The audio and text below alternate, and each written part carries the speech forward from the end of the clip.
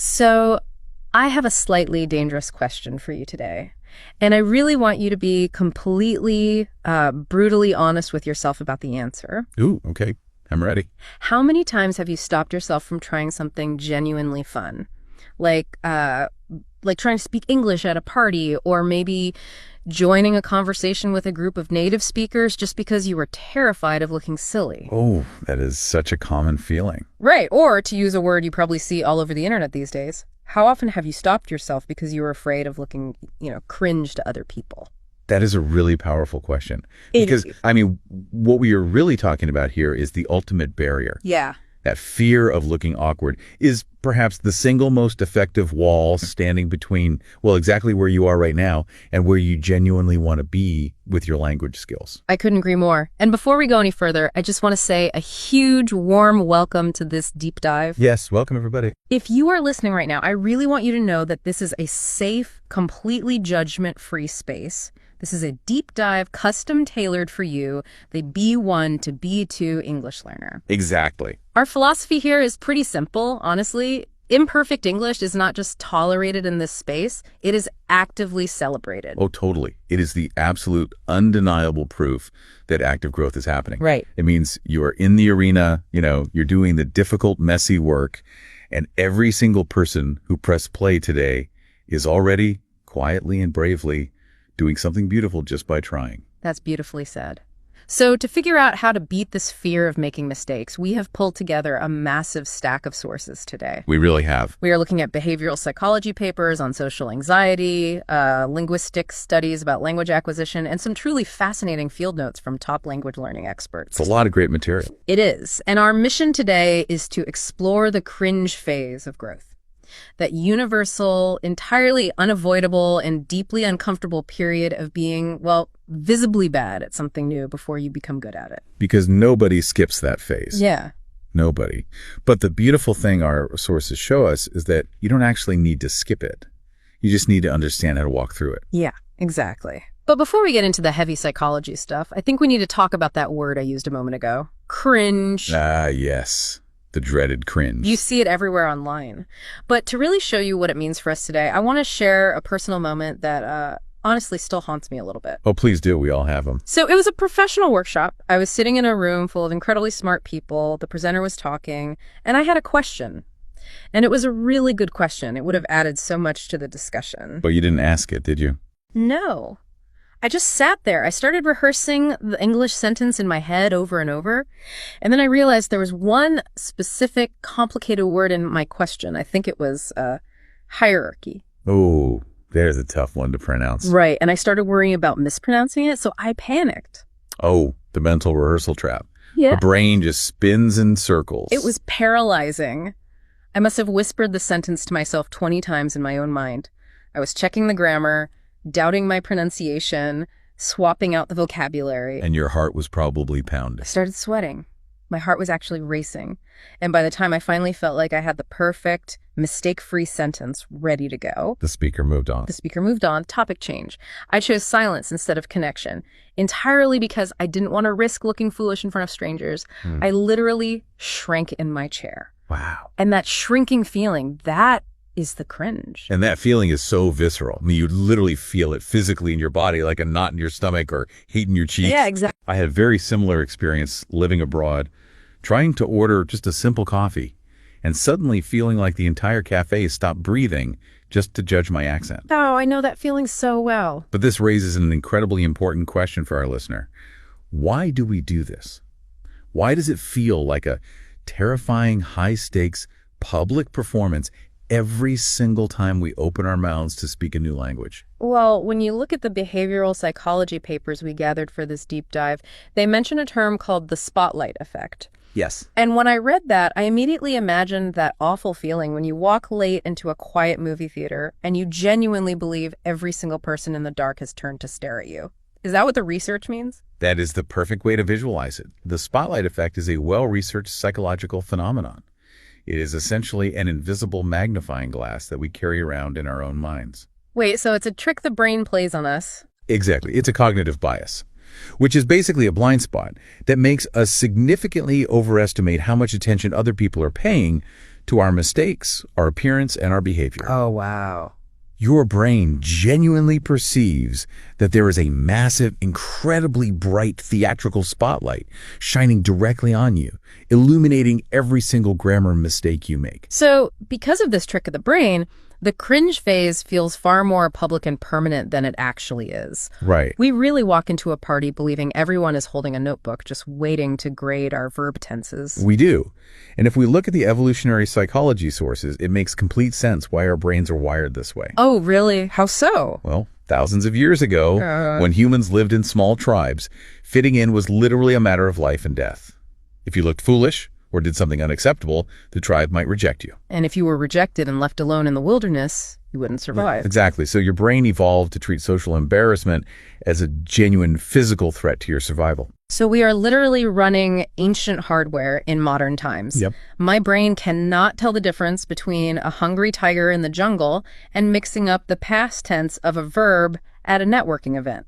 That is exactly what is happening. Your amygdala, the alarm system in your brain, it fires up in both scenarios. That explains the sweating. It triggers those visceral feelings you mentioned. Yeah. The sweating, the racing heart is trying to keep you safe from public imperfection. But here is the massive aha moment from the studies, and this is what I really want our listener to absorb. As terrifying as that spotlight feels, the reality is a complete illusion. A total illusion. You are standing there sweating, thinking everyone is judging you. But everyone else in that room is holding their own massive spotlight, and they are pointing it directly at themselves. It is the great irony of human interaction. The person you are talking to is not analyzing your accent. They are busy worrying about whether they said something awkward 5 minutes ago. Or if their shirt is wrinkled. Or if they have something in their teeth. Right. You are not the main character in everybody else's head. You are just a background passerby in their story. We dramatically overestimate how closely other people are watching us. When you understand the spotlight effect, you realize that you are projecting your own harsh self-judgment onto the blank faces of strangers. Wow. People are generally far too caught up in their own insecurities to be fixated on yours. Taking that in feels like dropping a heavy backpack, because once you understand the spotlight effect, you realize that your inner bully, that critical voice in your head saying you sound stupid, everyone is laughing at you, is simply a liar. It's an outdated defense mechanism. But this brings up a practical problem. Recognizing the illusion is a great first step, sure, but how do we actively push through the fear anyway? The physiological anxiety is still very real when a B1 or B2 learner goes to speak. That is the crucial pivot. How do we take this psychological insight and turn it into action? The language learning experts in our sources all agree on one fundamental mindset shift. Being bad at something is not an obstacle on the road to being good. It is the road itself. I was thinking about how to explain this pathway through the fear. Often people use the analogy of a baby learning to walk, Yeah. Baby falls and wobbles. And we clap for them. Exactly, because the wobble means growth. But honestly, I think a much better comparison for our modern listener is playing a new video game. Oh, a video game. Yeah. Think about when you start a brand new game, your character is running along, and suddenly you fall into a hidden trap. Your character dies, the game over screen flashes. You have to start the level over. But here's the thing. When your character falls in that pit, you don't feel deep, burning personal shame. No, not at all. You don't close the game and think, I am a failure as a human being. I am so cringe. I should never hold a controller again. No, you just hit the respawn button. You hit respawn. Because a failure isn't personal. It is just instant feedback. You learn exactly where the hole is, you jump over it the next time, and you move forward. It is a continuous loop of getting data and improving. Right. We need to apply that exact same mechanic to language learning. I love that video game analogy, and it ties perfectly into the third vital concept we need to explore today, which is the direct antidote to the spotlight effect. That concept is being authentic. How do the sources define being authentic in this context? Being authentic simply means being genuinely and honestly yourself. It means expressing your real personality, showing your actual effort, and crucially, allowing your imperfection to be seen by others. Okay, so if we stick to the video game analogy. Right. Being authentic means playing the game as your real, vulnerable self, rather than trying to present a highly polished, artificially perfect avatar to the world just to avoid judgment. So when our listener goes to a party and speaks English with their natural enthusiasm, even if they completely mess up their verb tenses, They are being authentic. They aren't hiding. And this reveals a beautiful irony about how human beings connect. We spend so much energy trying to construct this perfect, flawless image. Because our ancient brains think perfection keeps us safe in the tribe. Exactly. But psychological studies show that people do not actually connect with perfection. Perfection is intimidating. It creates distance. It's cold. When I meet someone who seems completely flawless, I actually feel more nervous around them. I feel like I have to hide my own flaws. Right. People connect with presence. They connect with honesty. Think about a time a native speaker of your language made a funny mistake while trying to learn it, and instead of freezing, they just laughed at themselves. Did you judge them? Never. I instantly warmed up to them. It made them feel human and approachable. Laughing at your own mistakes puts other people at ease. It signals to the room, hey, I am secure enough to know I am not perfect, and that makes it safe for you to be imperfect around me too. That makes so much sense. That is the magnetic power of being authentic. I think the video game analogy and the power of authenticity are incredible mental models. But I have to push back here on behalf of our listener. Go for it. Because when Mario falls in a pit, Mario doesn't have to look another human being in the eyes. That's fair. In the real world, if I take a risk and I mispronounce a word, and the native speaker I am talking to gives me a weird, confused look, it is going to hurt for a second. Let's not pretend it doesn't sting when someone simply does not understand you. That emotional pain is real. I am so glad you pushed back on that because you are absolutely right. It does sting. We should never dismiss that emotional pain. Right. When you see that confused look on someone's face, your brain's alarm bells are going to ring. You will feel that visceral drop in your stomach. But here is what the experts suggest you do in that exact moment. After that initial, unavoidable sting, you have to consciously switch hats. Switch hats? What do you mean? You have to take off the performer hat, the one that feels judged and ashamed, and you have to put on the scientist hat. You have to treat the interaction like an experiment. Okay, I'm listening. When you walk into a conversation, shift the internal question your brain is asking. Right now, it is asking, what if they laugh at me? You need to forcefully change that question to, what might I learn here? That is a fascinating mental shift. But how do we actually execute that in the moment? When I am standing at the party and I get the confused look and my mind just goes completely blank with panic, what is the actual tool I can use? The very first thing you do is a physical reset to calm the amygdala. You pause and you take one slow, deep breath. Just one deep breath. Yep. That physically signals to your brain that there is no tiger in the room. You are safe. Then you use a mental script. The sources call this the data, not drama approach. Data, not drama. Break that down for me. When you have the scientist hat on, a confused look from a stranger is no longer a dramatic tragedy about your worth as a person. It is simply neutral data. Neutral data. Okay. You take your deep breath, you smile authentically, and you can even say out loud, sorry, I'm still learning. Let me try that again. No, that's great. Saying that instantly disarms the other person and removes all the pressure.